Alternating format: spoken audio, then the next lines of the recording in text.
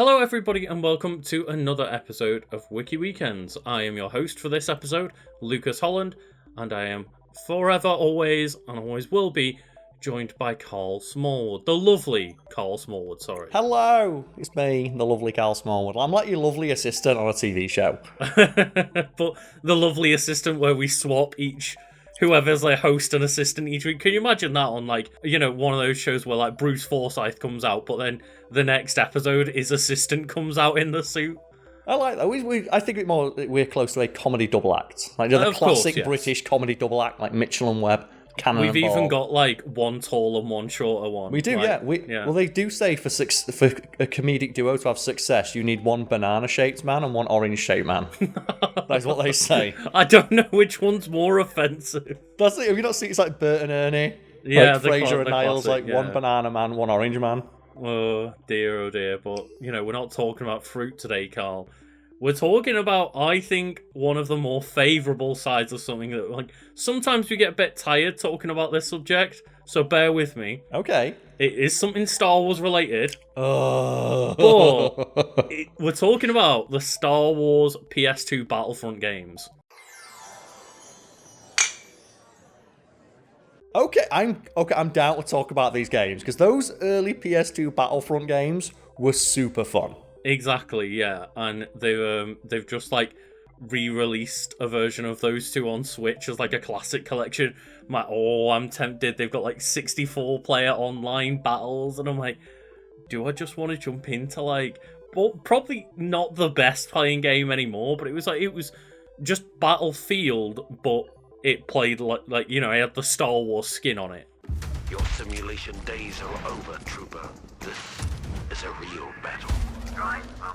Yeah, which is what those like more modern Battlefront games have. But my issue with those modern Battlefront games is the emphasis on hero combat. Mm-hmm. And it's just, I get it. If Kylo Ren rocked up on the battlefield, me as a regular guy would not stand a chance. But I don't want to play a video game where I don't have a chance to win and I'm fighting 4 Kylo Rens.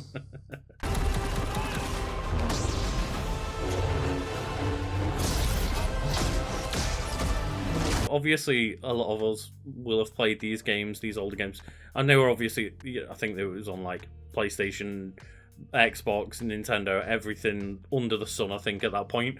But like, I remember playing, with a friend on the PS2, and so much of it was against AI, where it felt really fun for you to romp around as Darth Vader, but there weren't people online just getting annihilated by like this 32 kill streak Darth Vader ruining everyone's day. So should I tell the story about when I played like Battlefront 2, like the new one? Yes, please, yeah. So Battlefront 2, I think it had I don't know if it was Battlefront 1 or 2 that had the very infamous Darth Vader comment. Oh, that was all the number 2 controversies. So that was Battlefront 2, where, just to remind everyone at home, like, someone just on Reddit's like, hey, why do I have to play for like 80 hours to unlock Darth Vader in a Star Wars game? I want to play as Darth Vader in my Star Wars game. And a representative from EA's like, we want to instill a sense of pride and accomplishment in our players. And then that got like so much backlash, it was on the news. It was the most downvoted thing of all time on Reddit, right? The single most downvoted comment in Reddit's history.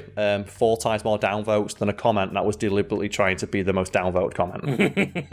Like, it was international news. Like, the BBC and stuff was reporting on this because, like, it's one of the single biggest PR blunders in the history of, like, modern history of gaming. Mm-hmm.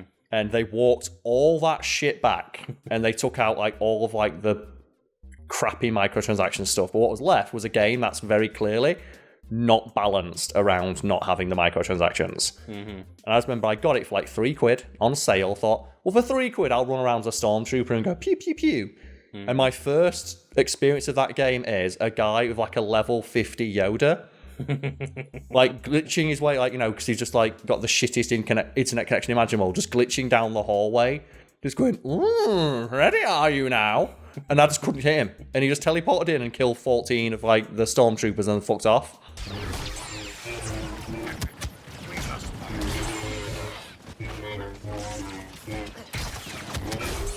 Because that game was not balanced. The heroes were too strong. Well, I remember immediately, like, the day one tactic was just, I can't remember whether it was like Boba Fett or Jango Fett. Yep. But one of those two heroes of like, where you can fly around with just missile launchers and flamethrowers and no one can fucking touch you. Yeah, so the reason the game was so broken is because you had these things called, like, star cards or something. And Whatever each it one was, yeah. would give you, like, a small... Not small, they give you a buff to a certain stat. And some in these star cards were the things you got in the battle pass, or the things you pay money for. And some of them were so powerful, they would do things like the Boba Fett one was... You got a damage reduction while using your jetpack, but you could stack that with one that gave you more jetpack time.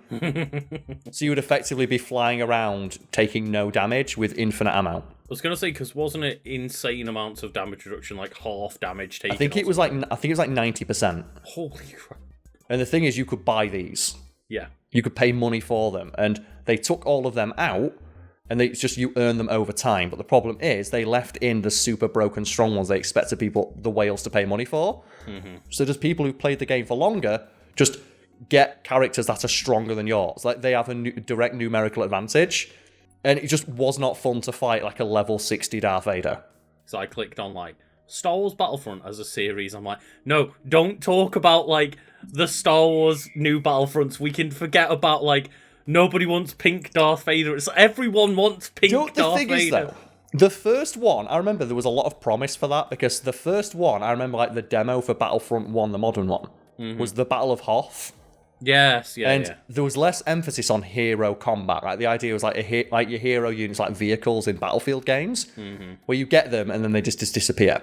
And I remember playing that game and I saw Darth Vader strolling across Hoth like an absolute badass.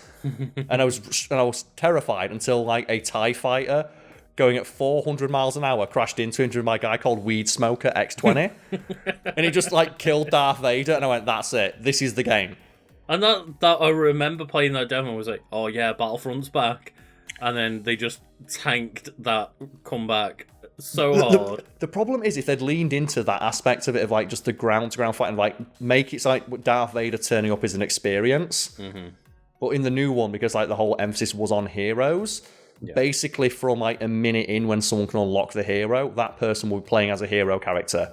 And there'll be 4 of them on the enemy team the entire game. Yeah, and obviously as well, like, it's that combined with the fact that it was all focused around the microtransaction system that was just designed to just absolutely annihilate your wallet. Yep.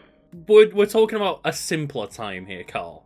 We're talking back to 2004, where Star Wars Battlefront was a first and third person shooter video game based on the Star Wars film franchise. Yes, you could switch between, I remember that, yes. And I always remember playing in third person mode to run around, and then being like, oh god, the aiming's awful, oh no, I'm dead. I still think one of the most fun things in that game is just playing as a droidecker. I was literally thinking in my head when you said that, just going as the droidecker, like, rolling around at the speed of sound. You got places to go, Carl. Well, that's the thing about, like, Star Wars games, of, like, the Battlefront games. I don't want to play as Darth Vader. I want to play as random Stormtrooper number 3. I want to experience those battles. Those, like, epic space battles from, like, you know, the eyes of one of the grunts on the ground.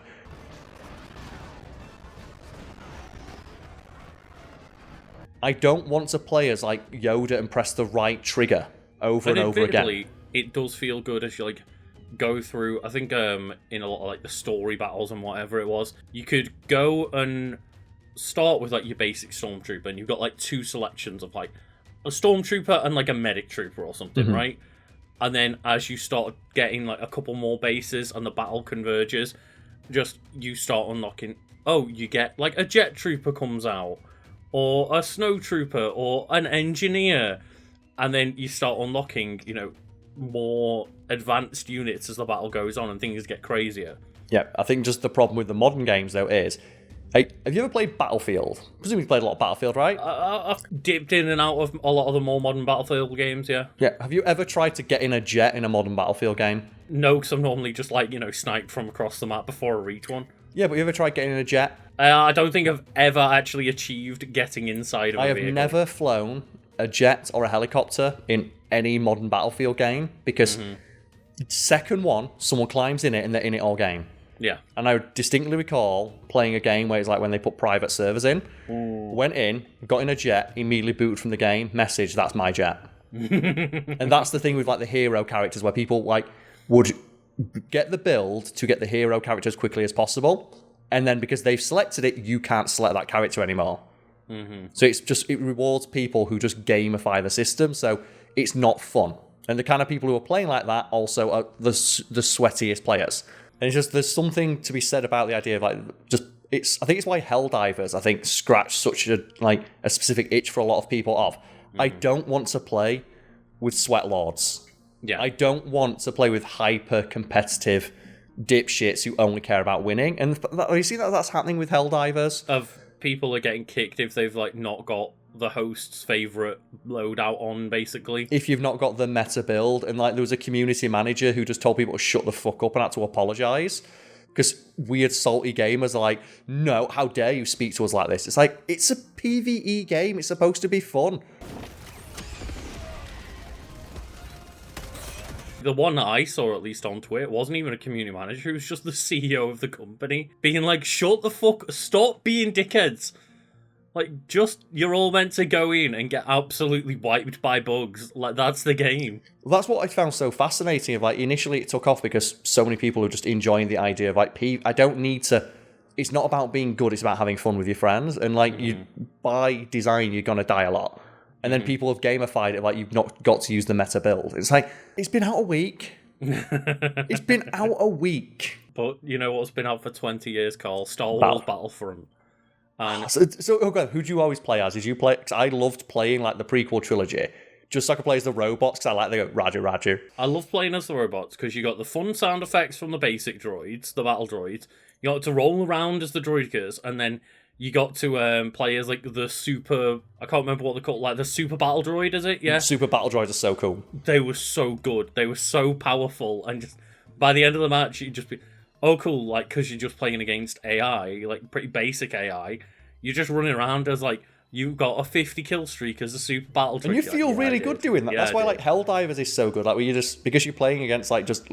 literal mindless drones 90% of the time, it feels real good to like call in like an airstrike. It scratches that itch of like, you know, being good at the video game without having to like, you know, be good at the video game. You just press a button and a thing happens. Yeah, without having to get like horrible messages from sweaty people online. Carl and I were like 12 when this game came out, 12, 13. Like, yeah, we're gonna have nostalgia for this and that.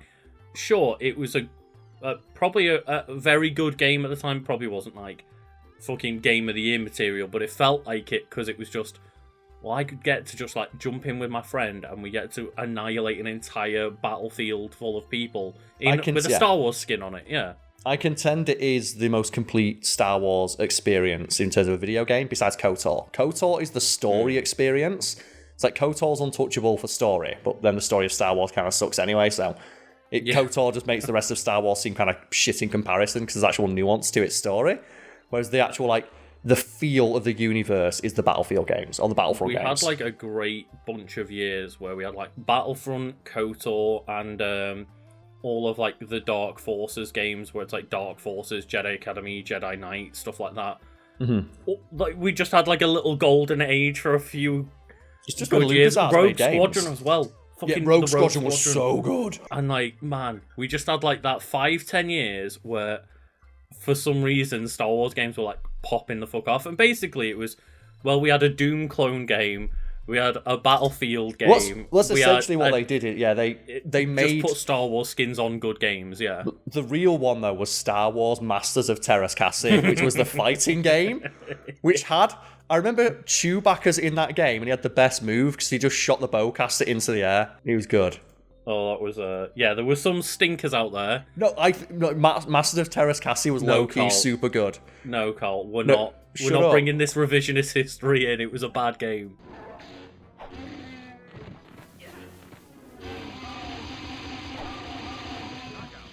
You win. I'm ready. Do you know why it was good as well? Because it had all the characters you want in there, Lucas. Like, I've got the thing here. It had Mara Jade.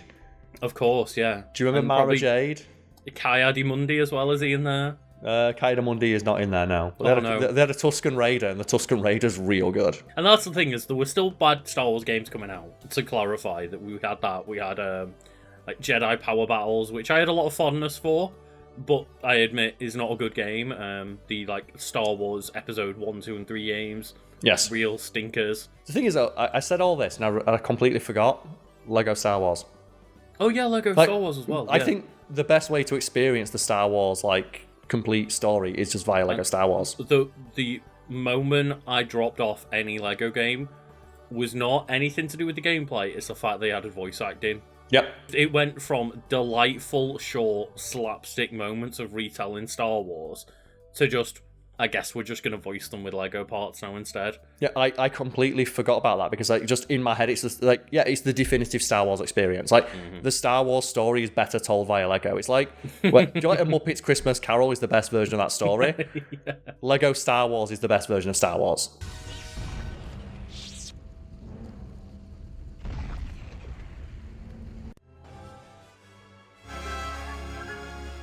Because like just the fact that you can like infinite combo the younglings. Have you seen that? When they did like they did the re-release of the Lego Star Wars games, and the only character you can't kill is the younglings, obviously. Oh, so you can just do like an infinite wall combo. Someone figured out you can infinite wall combo the younglings, and there's just videos out there of combo videos on the younglings.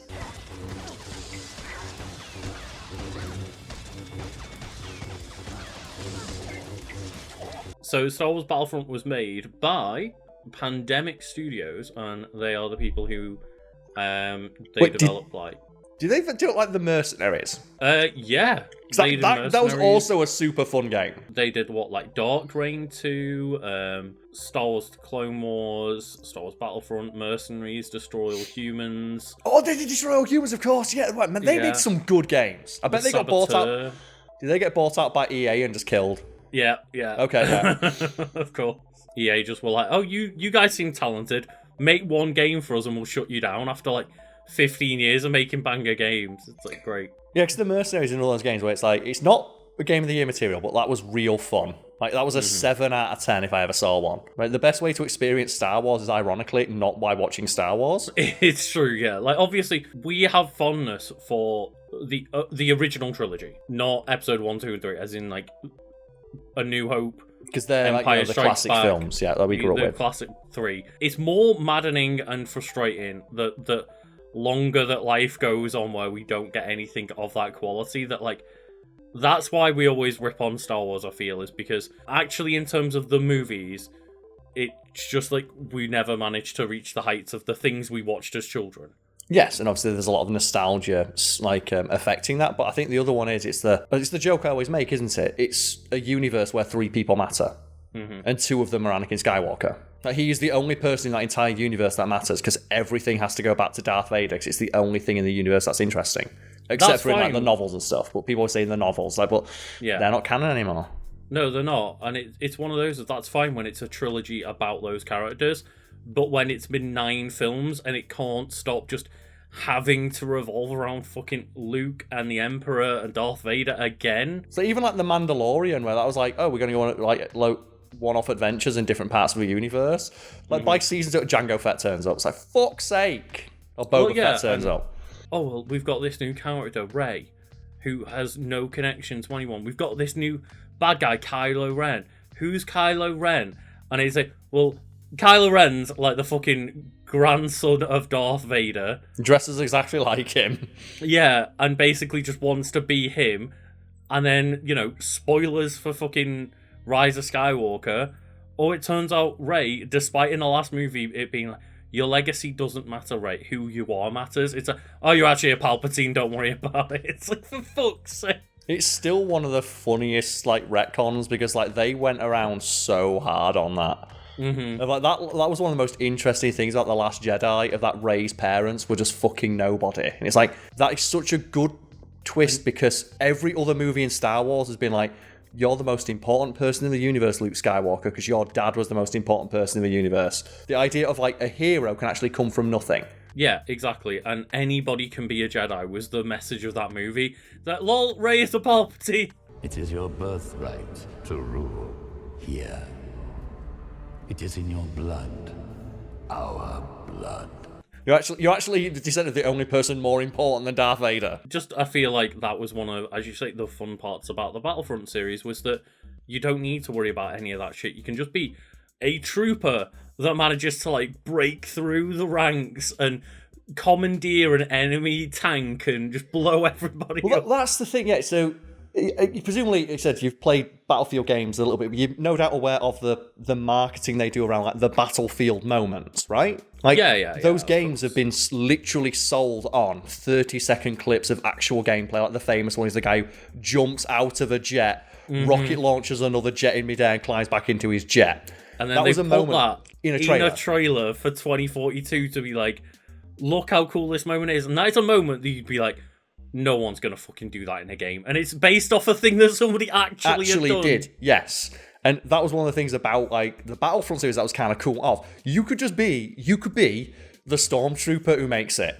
Yeah. You could be the droidecker that rolls all the way across the battlefield and crashes into Obi-Wan Kenobi and kills him. Yeah, and that's the thing. I did check what the Battlefront games got. And so on Metacritic, it's like PS2 is 82, Xbox was an 80 score, and PC was 76. So there's some differences in scores between the versions of them, but solid 7, 8 out of 10. 7, 8 out of 10. And one of the biggest problems was, like, when you first spawn in, you spend a good 30 seconds just, like, running. And that's why going for the droideca felt so satisfying, because all of a sudden that became 5-10 seconds of rolling. I still think one day we need to do, like, a wiki weekends on the droidecas, because I contend they are the single strongest thing in all of Star Wars. There is never a moment in any piece of Star Wars media that is canon where one of those things loses. They win everything they ever take part in. They are the opening of Star Wars Episode 1 is an apprentice and a Jedi Master encounter two of them and run away. The only option is run. Yeah, but they never lose once. There's not a single moment one dies. They are the single strongest thing in all of Star Wars. Like, Jedi run away from them. Like that and Jedi kicks. Why do they just not deploy them everywhere? They are the single strongest thing in all. Like, nothing beats them. The moment those energy shields are up, the Jedi are like, we're done. It's more the fact that Qui-Gon Jinn just legs it. Yeah. Stand off. Let's go.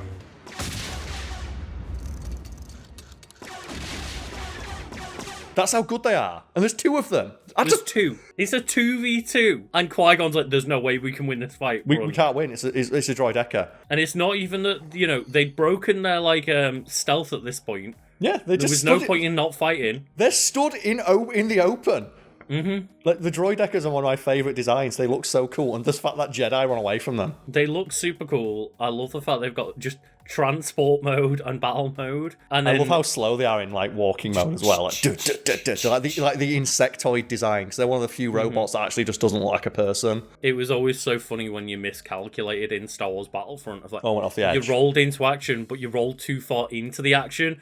And by the time you'd got, like, out of your ball mode and stood up, you just instantly killed. But I just love those games, like the battle chatter as well. I love, one of the things that always frustrates me about Star Wars is they try to have it both ways in regards to, they want people to, like, they want big bombastic action scenes where things blow up, but they don't want you to feel guilty about watching these things blow up. So, like, they make the Stormtroopers a literal faceless army of clones. Same thing with the droid army, of, like, it's an endless army of droids.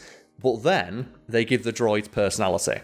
They give the clones, like, there's an entire show about why the clones matter and have personality and can develop their own. Multiple at this point, yeah. Yeah, they develop their own, like, personalities and sense of self.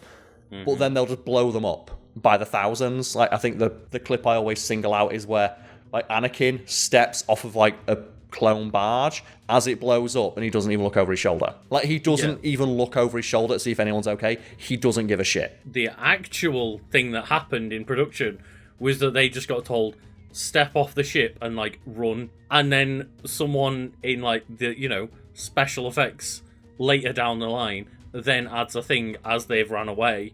Of just exploding like, transport it blows ship. up right behind them. And they're already, they've moved on. They hadn't decided what was going to happen in that moment. So, like, I understand production-wise why that happens, but story-wise, it looks really bad. Story-wise, when they establish, each one of these we know by name, and then they just don't even glance when the transport that's gets the point, blown up. Star Wars has always tried to have it both ways, of, like, they'll show stormtroopers, like, going about their daily business.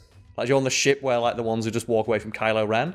They've got personality, but then they want them to be a faceless army you don't feel bad about watching get slaughtered by the thousands. Well, I mean, literally, that's what The Force Awakens is about, right? Is that Finn realizes, oh, what the fuck am I doing? I realize at this point this is different from the clone stormtrooper army. This is like... But it's a similar concept, yeah. We've kidnapped children and brainwashed them army, but it's still... They have the armor there to make them all a faceless army that you don't feel bad about. Like, yeah, literally you have later in The Force Awakens, Finn is cheering as he shoots down stormtroopers. He goes from being, like, traumatized and realizing that he's been brainwashed to, in the Millennium Falcon, going, woo, as he shoots down stormtroopers. Essentially, his old friends, Yeah. or potentially old friends. And he's that's like, what- yeah, got another one, baby.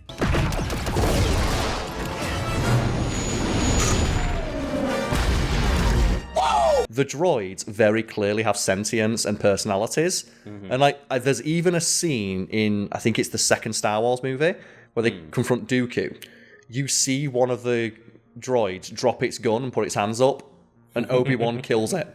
Because obviously they wanted an army or a force that they can cut in half with lightsabers without it being anything more than PG. And they wanted you to not feel bad about Obi-Wan and Anakin cutting them in half, but then they give them personality, such as begging for their life. Yeah, and obviously it's all also established with characters like C-3PO and R2. All of the robotic life seemingly all have separate personalities. Why would that not apply to battle droids? And Was it the like, battle maybe droids do have personality? Yeah, in the Clone Wars, you see them talking to each other. Yeah, exactly. And that's the thing is, they're battle droids. Of course they didn't put personality in them. But then you see that they can talk and have personality. There's like a bit in one of the Clone Wars TV shows where like the big bad is talking to one of them and knows it by name and says, wait a minute, where's like Unit 233?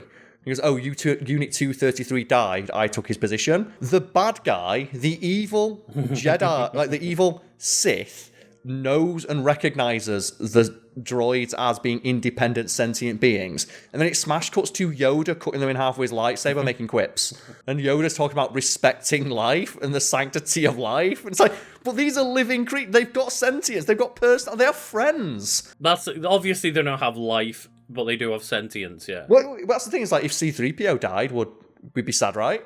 Like, Yeah, R2-D2 can't even fucking talk, and we know he's got a personality. And like, we're supposed to, like, Luke Skywalker feels bad for R2 being alone, but the droids are fine, and that's what I don't like. You can't have it both ways. You can't have them be a faceless army you want to cut in half with a laser sword, but also give them fun quips and personality and battle chatter. I do like, though, that, you know, in this game that they are disposable and you just come in as a new one 30 seconds later. But that's the thing, but imagine being the hero droid that took someone out. In this game, you can have moments where someone, like, you know, oh, Darth Vader has spawned onto the battlefield. And you can have that moment as just a random jet trooper to fly past and get the headshot and kill Darth Vader. I'll just get, like, one of my favourite things about, like, the battlefield game is taking pot shots at Darth Vader.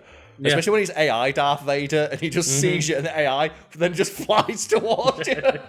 And you're like, no.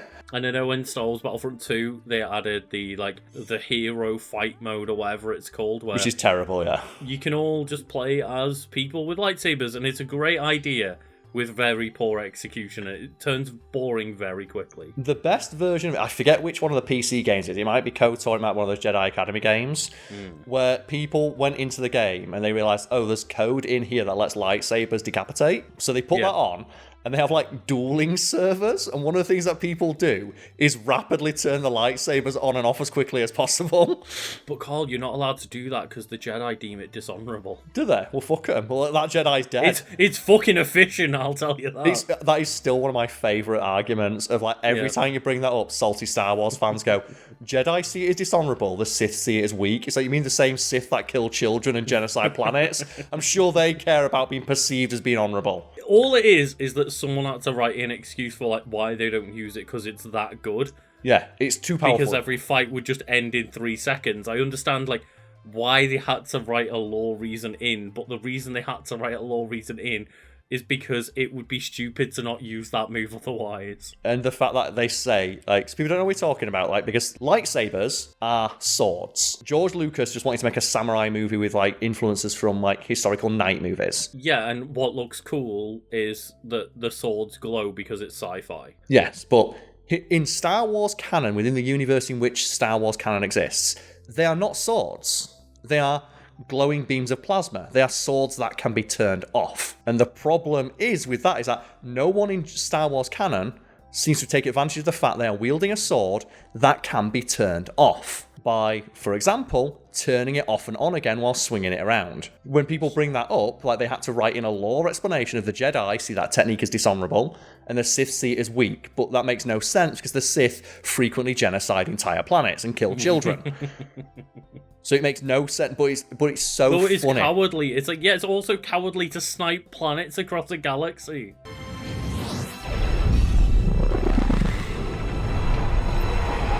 And it's just so funny that every time you bring it up, they say, no, it's like, there's actually a reason why they don't do it. And is it because George Lucas didn't realise that you can turn the swords in his movie off? It's not that he didn't realise, obviously. He just obviously wanted to make a samurai movie. He just wanted to make them look like cool samurai fights or something, yeah. And again, like Last Jedi, one of the most it's one of the few movies where they actually take advantage of the fact you can turn them off and on. Like when Kylo Ren grabs his lightsaber and turns it on and instantly just lobotomizes a Imperial guard. Yeah, like he turns it on facing his head already. And he just instantly kills that guy. It's like, why don't they do that all the time? And I remember seeing this really great breakdown from like a sword fighter of one of the biggest problems with Star Wars is that they treat the swords like broadswords or katanas, when realistically, you should treat them like fencing sabers. Because they weigh nothing. They weigh nothing, and the reason you want to slash with a sword is because you want to get a big clean hit across an artery. You don't need to do that with the lightsaber, so it just immediately cuts to everything. One poke in the chest will kill you. It'd be instant. They should be used like fencing sabers, or like... The entire world and lore is written around the fact that George Lucas made them want to look like space samurai. We get it. But, like, it doesn't make sense when the weapon is designed in, like, a different way. It's like the whole thing of, like, they've got the Force, but they only ever use it to, like, push things over. It's like, you should be using the Force to, like, constantly have lights. Like... I think the joke I make is like Sith should be sending their lightsaber out the front door with their force powers and fighting like that. And that's one of the interesting things. Like some of the games, like you actually do shit like this. Like there's that game where just they have like online fights still to this day. They're just rapidly, and one of the tactics is just like hot wheel the button to your like mouse scroll wheel. So fight that. Yeah. Fight that. Oh, God, that'd be hilarious. But it'd work as well. Like, is there any reason why that wouldn't be the strongest thing in the entire world? That would be unbeatable. Why does the Jedi not have, like, a little macro button for, like, turning it on and off instantly just on the lightsaber? I just wanted to check here to talk about, like, Star Wars Battlefront 2, and, like, there are some differences. I imagine, like, extra costumes and characters and stuff, yeah? Well, Star Wars 2 includes playable Jedi characters, so the first one mustn't have even had the playable heroes yet. I think it might have had like playable, like not hero units, but you might have had like bigger droids, like the super battle droid was like a super unit. And then it also added story campaign, space battles, and episode 3 related content. And yeah, the space battles were like quite boring in one sense, but I did love the idea of like, again, just fulfilling that fantasy of you're the one that got through. You're the hero droid. Like, you're the one droid. And, like, I did like the idea of landing on a ship and it immediately switched to, like, an inside the ship battle. Yeah, it felt really good.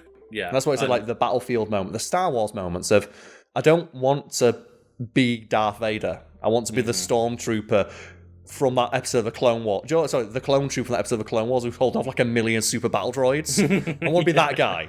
Actually, being on the ship was pretty boring because most of it was you run down one corridor and blow up the inside of the ship and get out. But just having this big space battle and trying to, remove the shields and then be the one that manages to get through and get in and destroy the ship from the inside. Also, the thing is, like, just that experience of the Star Wars universe of, like, when your ship dies, like, fuck it, we've got 1 million droids, just send another one in and you can just immediately respawn. Speaking of that Helldivers moment of just... Well, you've got infinite troops. They're all just disposable. Keep coming. Like, yeah, send another one in.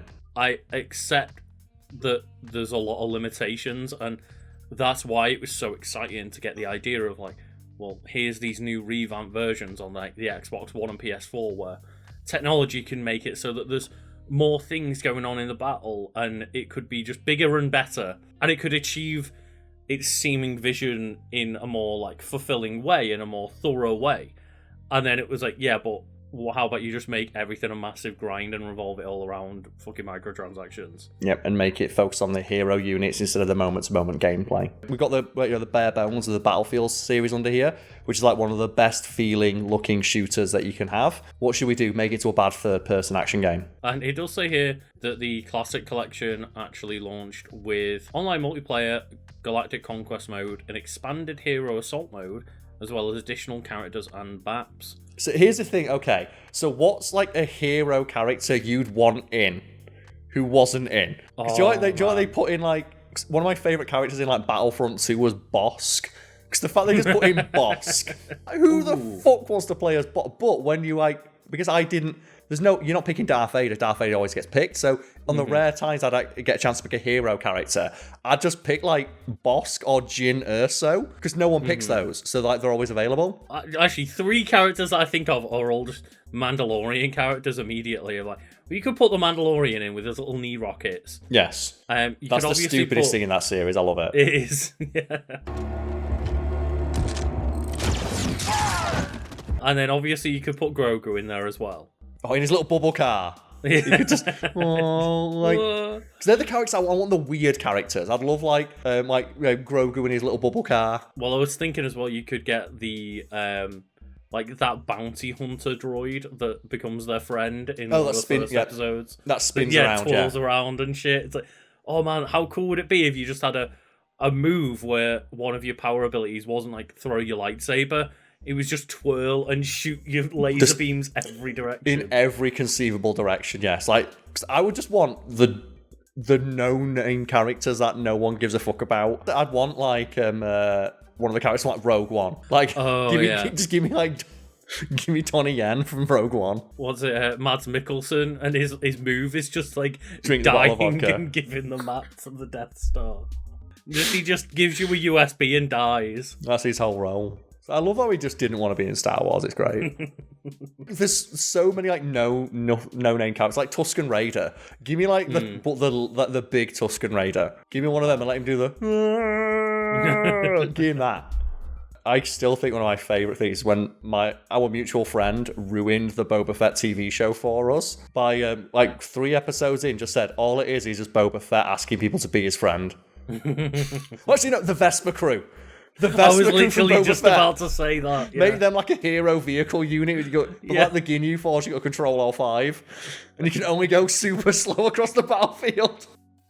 In like these super bright, super shiny Vespas that you can see from miles The away. space Vespas, yeah. Oh, the Knights of Ren, when you can only play as them for 30 seconds. Make that the... Each one of them dies every 10 seconds, like you lose one member. You've got to play as them for 30 seconds and then they die, because that's how long screen... Actually, you should only be able to play as the character for as long as they've got time on screen. No, I want Greedo. No, you should have Greedo, but when you pick Greedo, you should be chased by Han Solo. Like, or just, you're never allowed to shoot first. Yeah, your opponent's always got to shoot before you do. Yeah. But you've got a really powerful gun, but you're not allowed to shoot first. Yeah, you always have to shoot second. No, it does more damage if you shoot second. Yeah. And you got to say McClunky every time you pull the trigger. And you got to plug in your Xbox Kinect and go McClunky and fire it. That would actually just be a great troll, wouldn't it? Of like, if they actually put just Greedo in as a hero character and just you put your mic on and just run around in like a public server just shouting McClunky. That'd be so good. You need to start putting in the jobbers that no one likes. Like I said, that guy who like loses his arm. Yeah. Like that guy with one arm. The assassin from episode 2 that sends like the robot to send the worm. Yeah, send the worm. I like how I always forget that the assassin has a robot that does the job for them. And then the robot outsources his job to a worm. Is the worm the one in charge? Because you know something we've never had? We've never had like a Star Wars like RTS that I'm aware of. Because like, do you remember those like Lord of the Rings RTSs? There probably is one, but I don't recall. But do you remember like those Lord of the Rings Battle for Middle Earth games that were really fun?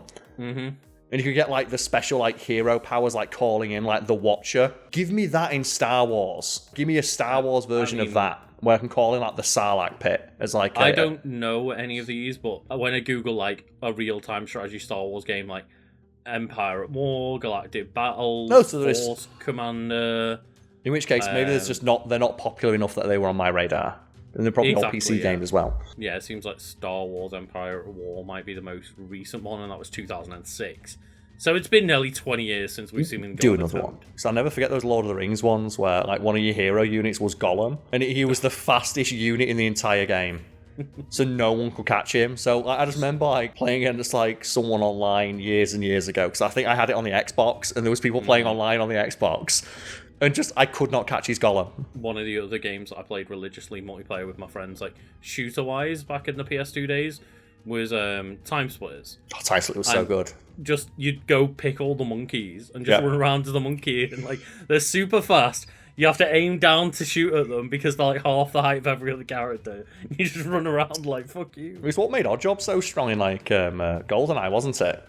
Is that Oddjob was half the height of everyone else? They always aim downwards to hit them. Yeah, it's like Oddjob and just doing for the slaps, and it's just like, Matt, why is this 5 foot tall Asian dude just annihilating my touch? Just slapping it is so silly. The thing is, I just miss old video games where they just put dumb shit in like that. They wouldn't do that these days because it'd be unbalanced and people would complain. Everyone's got to be balanced. Whereas I remember like Time Splitters Future Perfect, and there was maybe 150 playable different characters in that multiplayer, and you could turn stats on, and they were all wildly unbalanced and unfair in different ways. He's just the one that was the ghost. Also, like the guy with the fishbowl head, where he like. The hitbox for his head was the fish inside the bowl, so he was almost impossible to headshot. So you pick that character and put headshots only on. Oh dear. Give us literally Helldivers, but Star Wars. That'd be so good. Like, you could slap a Star Wars skin on Helldivers and it'd be great. So easily could they just be like, here's the Star Wars pack, where it's a bunch of Stormtrooper clothing and weapons and stuff. But they wouldn't have it because it's too fun. Really looking forward to, at some point, getting around to playing that Battlefront Classic Collection, even if it's just for like a night. It'd be worth it. And just going back and getting that nostalgia hit, because I love these games. And again, they're like solid 7, 8 out of 10s that just hit at the right time, and they were a great way to get into a Battlefield-esque game, but giving me the excuse to get in because I like Star Wars. And just, I'm really looking forward to going back and playing those rather than playing like the new Star Wars Battlefront 2 that can just go fuck itself. So it's a shame because there's just the focus on heroes makes it so unfun, because the moment they turn up, every firefight is just running away from Yoda. I'm really hoping that instead of just being like, guess what, we added Plo Koon, they're like, guess what, we added Grogu. And he's just in his little bubble car with a tiny little lightsaber. Oh, just that idea to put Greedo in, and he can only he does more damage if he shoots second. It would be so fucking strong. Right, we have been recording for way too long for this one, Carl. Yes. Just chatting shit about Star Wars. As we've done. I hope that maybe this time people can be like, well, you didn't just complain the entire time about Star Wars, you actually enjoy some of it. It's like, we do. We're just very frustrated, as many Star Wars fans are, about some of the main content being put out now. That's always the thing. It's like, we love Star Wars. We wouldn't talk about it if we didn't like it. Our main issue is just that the universe is allergic to being interesting. Every time they introduce any idea that's remotely interesting, they have to walk it back because it's, and put Darth Vader in instead. And no doubt that will happen many other times, but thank you all for joining. Yes. Let us know what your favourite Star Wars video game is in the comments. Yes. Because I'm sure there's probably actually quite a lot of different answers. There's Masters of Terras Cassie. No one put Masters of Terras Cassie in the comments. Masters of Terras Cassie is nobody's favourite Star Wars game. I remember Chewbacca being real good. I remember that game being real bad, but thank you all for watching, and have a lovely day. Thank you all. Cheers, everybody.